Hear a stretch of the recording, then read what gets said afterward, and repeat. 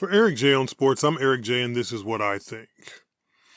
Everybody in the media is all up in arms about the big trade that was made that sent James Harden to the Clippers and a whole bunch of players back to the Philadelphia 76ers. Harden wanted to be away from the 76ers just like he wanted to be away from Houston, just like he wanted to be away from Brooklyn, and seemingly just like he wanted to be away from Oklahoma City because he was tired of being a reserve and wanted to be a starter and get a lot of shots and make a lot of money. So now he's on his fifth different franchise. I did say this: Oklahoma City, Houston, Brooklyn, Philadelphia.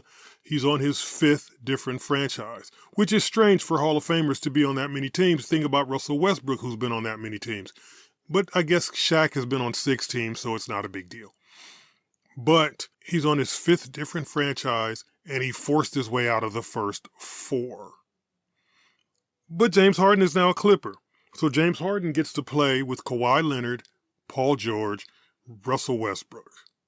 4 guys who were born in the Los Angeles area and played their high school basketball in Los Angeles. Now they're all playing for their hometown team, except for the fact that they all wanted to play for the Lakers at one point in time. Now they're all playing for the hometown Clippers, and they're all playing together.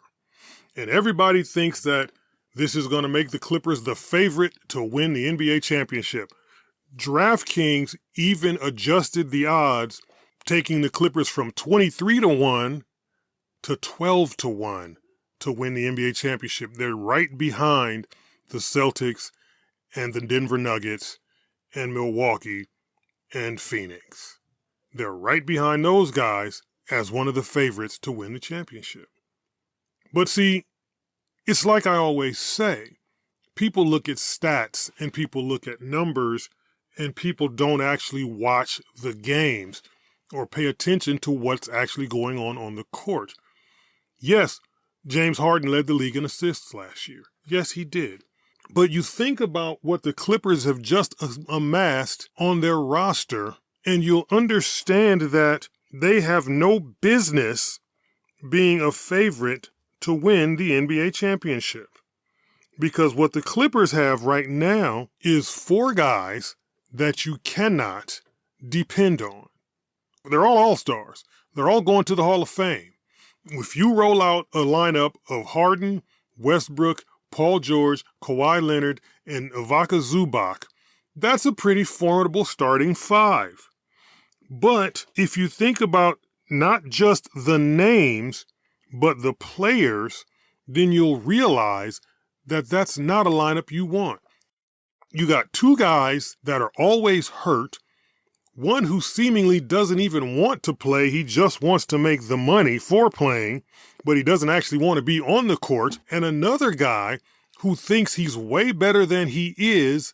He's great during the regular season, but he thinks he's way better in the playoffs than he really is, because when the playoffs happen, he's just an average, ordinary guy.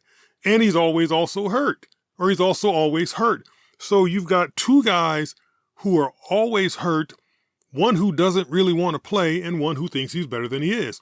The other 2 guys are 2 guys who are stat chasers, ball hogs, and constantly unhappy with their lots in life. They don't defend. They both play guard, and they don't defend in a guard-heavy league where you've got to deal with Steph Curry and Devin Booker and Luka Doncic and Damian Lillard on a nightly basis in the West. And in a guard-heavy league, they don't want to defend, and they both have a habit of disappearing in the playoffs. You got 2 guys always hurt and 2 guys who disappear at the playoffs, and this is supposed to be one of the favorites to win the NBA championship. Like they say in the stock market, past performance is no indication of future success, which also means that past performance is no indication of future failure. But if you look at these 4 guys, one guy who doesn't want to play and is always hurt, one guy who's always hurt and thinks he's better than he is and then ends up being a disappointment in key moments, one guy who can't shoot, makes a lot of mistakes, commits a lot of turnovers, and disappears in the playoffs, and one guy who can shoot and can pass and is a very great basketball player, except when the lights are the brightest. which is when he disappears. And then when you call him on his disappearing, he pouts and wants to take his ball home and go to a new organization. This is what you have with the Clippers. This is the lineup that they are going to be fielding for the next 80 games. This is the lineup that Coach Ty Lue is going to have to deal with. And this is the lineup that they're going to be rolling out in the playoffs if they get that far, and assuming or believing or figuring that they're going to just roll through everybody and go straight to the championship. Unfortunately, Coach Lue, like President Obama said, it's not going to happen.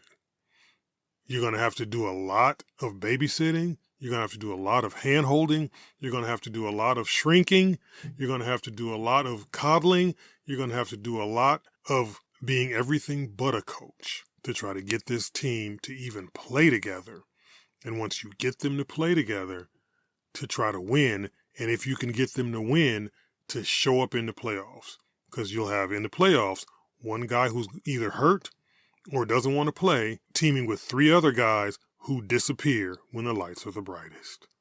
Good luck to you, Coach Lue. I'm actually a fan of yours, but I don't see how this can end anything but badly. Remember to like and share this video and subscribe to this channel, and visit the new Eric J on Sports website, and follow me on Facebook at Eric J on Sports 1 and on Instagram and Twitter at Eric J on Sports. And for Eric J on Sports, I'm Eric J, and this is what I think.